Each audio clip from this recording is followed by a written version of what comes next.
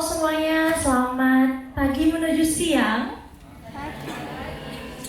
Bagaimana kabarnya hari ini? Oke, aku boleh mulai. Apakah ini sudah nyala?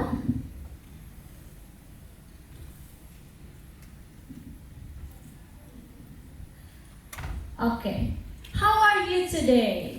Mungkin kalau kita sehari-hari itu masih sering menanyakan kabar ke orang-orang terdekat kita, teman, sahabat, keluarga. Ada yang lagi sedih, ada yang lagi senang, atau ada yang di antara kalian mahasiswa baru yang lagi euforia banget nih. Senang banget ketemu sama teman-teman baru peralihan dari SMA ke kuliah. Ada juga mungkin yang lagi sedih, mungkin baru putus, atau ditolak sama PTN atau PTS-nya, jadi harus coba lagi tahun depan. Atau ada yang lagi kasmaran, lagi senang-senangnya ketemu teman baru, lagi sedih karena mungkin datang ke sini sendiri, gak sama temen atau sama pacar. It's okay. Lagi capek, mungkin usahanya lagi di titik rendah, butuh insight baru, atau ya lagi happy aja. Kayak aku hari ini untuk datang ke TEDx UNJ. Kalau kita nanya soal kabar, mungkin itu hal yang biasa. Tapi ada pernah mikir gak sih soal empati? Soal kita udah menanyakan kabar ke teman terdekat kita aja, itu sebenarnya udah termasuk empati belum sih? Jawabannya so-so. 50-50 lah. Sebenarnya empati itu apa sih? Kalau misalkan berbicara tentang empati, sebenarnya gak semua orang itu bisa melakukan atau menanyakan kabar dengan baik, memberikan yang lagi butuh penyemangat, tiba-tiba ketemu sama orang yang ngejudge kita, yang gak tahu gimana susah payah untuk masuk mungkin ke salah satu PTN atau PTS, tapi dianggapnya sebelah mata. Gak apa-apa lah, masuk sini juga bagus kok. Atau coba aja tahun depan, kan bisa tes lagi. Mereka nggak tahu apa yang kita rasakan, mereka nggak tahu apa yang udah kita lakukan, perjuangan kita, yang tahu cuma kita. Makanya empati itu penting banget buat kita, para generasi muda ataupun nggak mengenal usia sebenarnya, untuk memiliki empati ke orang lain. Oke. Stereotypes. Mungkin kalau di zaman kuliah atau dari kita SMP, SMA tuh udah mulai mengenal ya sama yang namanya stereotypes. Sebenarnya kalau misalkan anak Gen Z itu stereotipesnya gimana sih? Oh, generasi yang kayak gini, yang hobinya mungkin kerjanya workaholic, yang mau kerjanya banyak tapi nggak mau capek. Atau mungkin generasi yang lebih tua daripada kita, itu juga ada stereotipnya sendiri-sendiri. Saya pernah mengalami stereotypes di mana pada awal tahun kemarin saya alhamdulillah lulus dari salah satu universitas saya dan menyandang gelar ESOS. Dan saya kan keluarga yang berasal dari keluarga Jawa dan Sumatera. Udah pasti yang namanya arisan keluarga itu adalah hal yang rutin kita lakukan. Bisa dibilang arisan keluarga itu adalah suatu wadah silaturahmi / untuk bergengsi, tinggi-tinggian pencapaian lah. Saat itu saya merasakan adanya stereotypes. Waktu itu saya ngobrol dengan salah satu keluarga saya, sebutlah paman saya, dan dia mengatakan, "Selamat ya Moja, kamu sudah lulus menyandang gelar ESOS. Lalu sekarang kamu mau ngapain? Mau kerja di mana?" Lalu saya menjawab dengan gairah dan semangat saya sebagai fresh graduate, dengan bangga saya membanggakan diri saya bilang, "Iya, saya rencananya pengen bikin usaha sendiri di bidang A," contohnya. Lalu beliau mengatakan, "Hah, di bidang A? Apa bagusnya? Zaman sekarang udah gak zaman kayak gitu. Mendingan di bidang C aja. Saya sukses di bidang C sejak tahun segini, sekarang customer saya banyak." Apakah itu seorang yang berempati dengan pemikiran dan apa yang saya pikirkan? Saya rasa tidak. Tapi apakah empati ini mengenal usia? Menurut saya juga tidak mengenal usia. Meskipun beliau lebih tua daripada saya, tapi apakah hal tersebut sudah menjadi orang yang berempati dengan satu sama lain. Bayangkan, itu hanya satu individu yang berbicara ke individu lainnya. Tapi bayangkan, jika satu orang dan dia mengatakan ke seluruh masyarakat atau ke satu persatuan, itu akan menjadi hal yang beda juga outputnya. Maka dari itu, stereotypes ini sangat berperan penting jika kita ingin berbicara mengenai empati.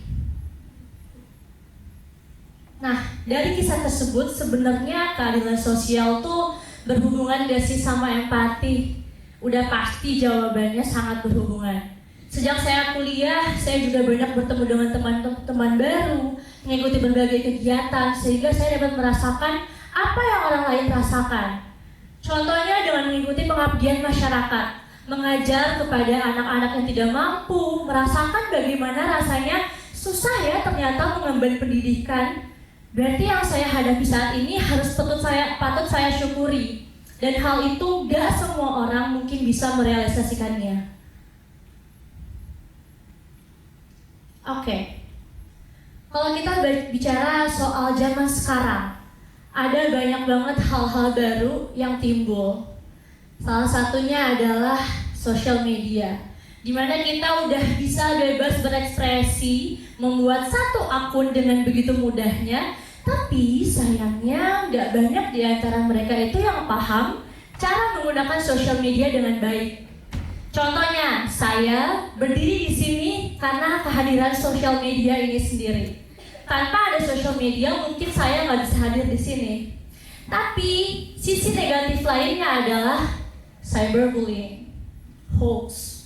Kita membuli orang sampai mereka rasa sendiri, merasa depresi, atau bahkan sampai ke psikolog hanya karena pesan-pesan negatif yang kita lontarkan dengan mengetik jari secepat itu.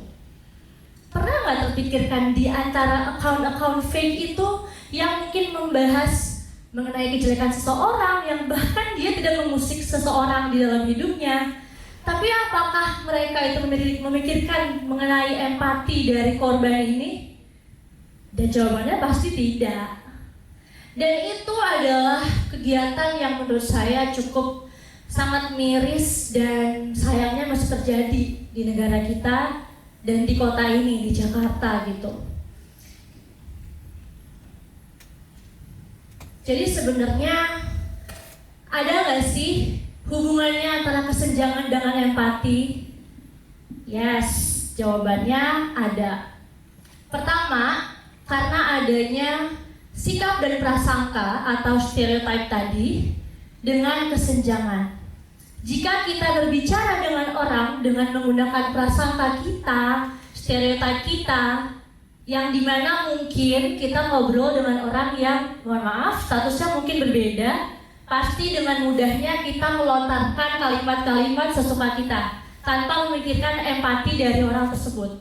Tapi apa bedanya jika kita berbicara dengan orang, namun mungkin statusnya berbeda, mereka lebih wow, mereka lebih banyak pencapaian, mereka akan kita hargai. Padahal mereka juga sama-sama manusia, sama-sama punya kehidupan, sama-sama punya pemikiran, sama-sama punya kelebihan. Tapi mengapa kita membeda-bedakan hal tersebut? Sama contohnya dengan kisah saya tadi. Dan yang kedua adalah sikap ketidakpedulian dan tidak adanya perubahan. Mau sampai kapan kita kayak gitu terus? Mau sampai kapan kita selalu menginjak orang-orang yang mungkin dalam diri kita, dia nggak penting. Tapi bagi orang itu, diri dia penting dan masa depan dia adalah hal yang penting. Jadi selalu memikirkan suatu kegiatan atau suatu pemikiran dari point of view orang lain.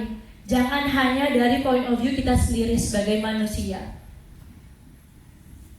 Nah, sekarang kita bicara mengenai peran empati dalam keadilan sosial.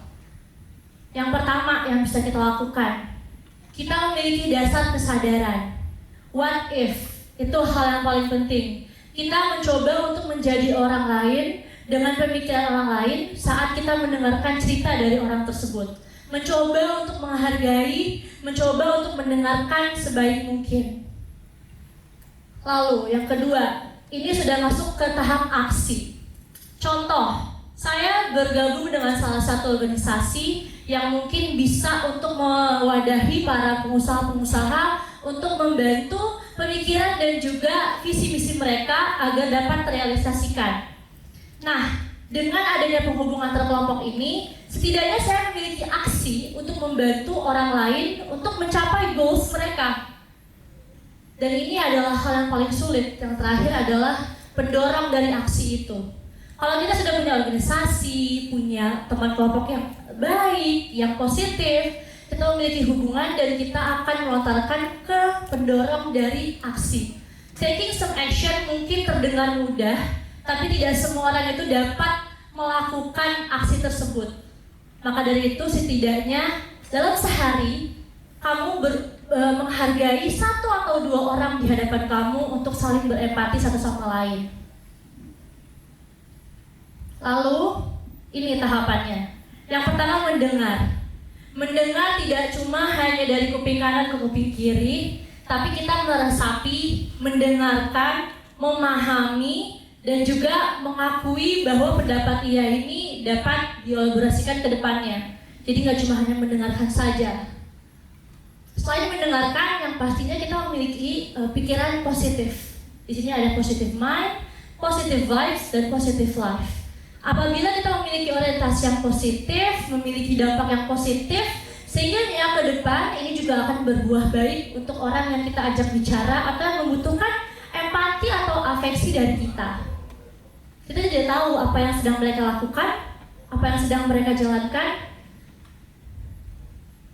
Lalu yang ketiga adalah intelligence dan ethics.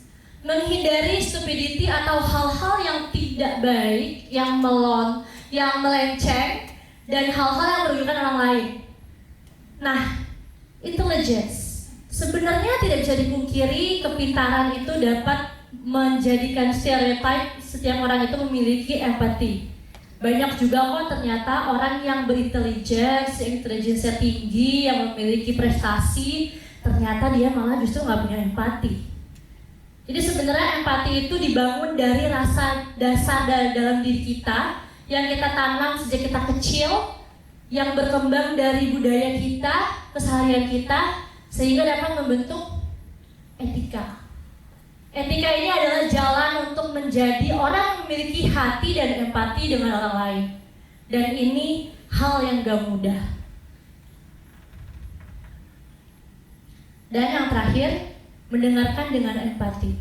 Sesimpel kalian mendengarkan curahan hati atau cerita dari teman dekat kalian, keluarga kalian, orang tua kalian, pasangan kalian, mendengarkan dengan empati adalah suatu hal yang emas yang tidak semua orang mungkin bisa atau biasa untuk mendengarkan dan berusaha untuk merasakan apa yang mereka rasakan pada saat itu. Jadi mendengarkan dengan empati adalah hal yang patut untuk kita lakukan mungkin sejak sekarang kalau misalkan kalian belum pernah melakukannya sebelumnya. Oke. Dan untuk menutup, salah satu quotes favorit saya dari tokoh yang saya kagumi juga. Menurut Maya juga mengatakan, I think we all have empathy, but we may not have enough courage to display it. Kita semua sini punya empati dari dalam diri kita. Cuma kita itu gak punya keberanian untuk mengekspresikannya atau melakukannya. Maka dari itu, sebagai generasi muda yang berpendidikan, yang memiliki kesempatan, dan masih memiliki waktu, sudah saatnya menurut saya, bagi kita, sebagai bangsa Indonesia juga, untuk selalu memperhatikan kesetaraan dan juga keadilan sosial dengan cara berempati satu sama lain, setidaknya dengan 1 atau 2 orang di hadapan kalian pada hari itu. Saya Moja Rasya, terima kasih dan selamat siang.